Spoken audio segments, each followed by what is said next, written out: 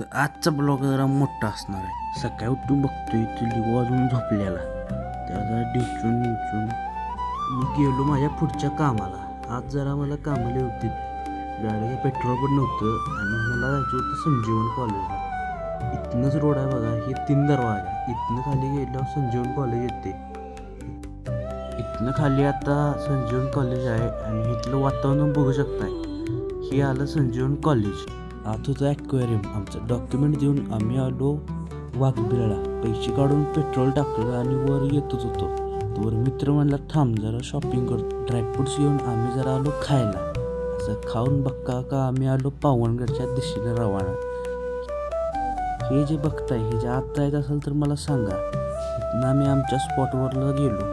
आमचा स्पॉट इकडंच आहे. हे बघा ह्यो आमचा पहिला स्पॉट. इथं आम्ही सारखं बसतोय. आता इथनं आमच्या मेन स्पॉटला जायची वेळ आली आहे. आता बघा हे बघा वातावरणात जरा थंडच होतं.